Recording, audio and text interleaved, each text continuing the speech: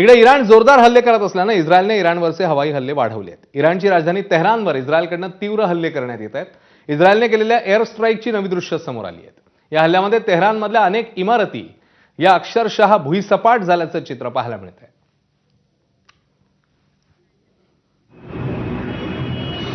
तर इस्रायलने इराणवर अनेक मिसाईल्स दागले आहेत। इराणची राजधानी तेहरानमधल्या प्रसिद्ध गांधी हॉस्पिटलवरही मिसाईल हल्ला झाला। या भीषण हल्ल्यात रुग्णालयाच्या इमारतीचं प्रचंड नुकसान झालंय आणि रुग्णालयातले वॉर्ड्स अक्षरशः ढिगाऱ्यात रूपांतरित झालेत। इस्रायली क्षेपणास्त्र थेट रुग्णालयाच्या मुख्य भागावर पडली आणि रुग्णालयात आग लागली आणि वैद्यकीय उपकरणं ही उद्ध्वस्त झाली। हल्ल्याच्या वेळी रुग्णालयामध्ये शेकडो रुग्ण हे उपचार घेत होते।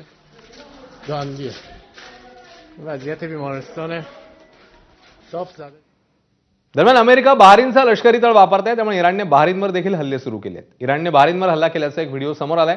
या व्हिडिओत धुळीचे मोठमोठे लोळ दिसत आहेत। बहारीनच्या राष्ट्रीय महामार्गावरनं हा व्हिडिओ शूट करण्यात आलाय।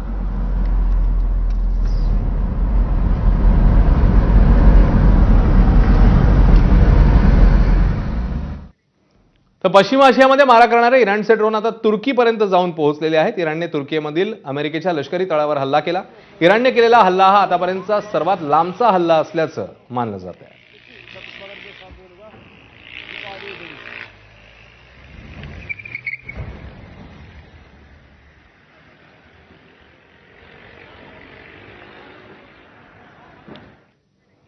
अमेरिका, इस्रायल आणि इराणच्या युद्धाच्या विळख्यामध्ये जॉर्डन देखील येण्याची शक्यता आहे। जॉर्डनवर मिसाईल ड्रोनद्वारे मोठे हल्ले होण्याची शक्यता आहे, त्यामुळे सायरन वाजताच तातडीने सुरक्षित ठिकाणी जाण्याचा सल्ला अमेरिकन दूतावासाने नागरिकांना दिला।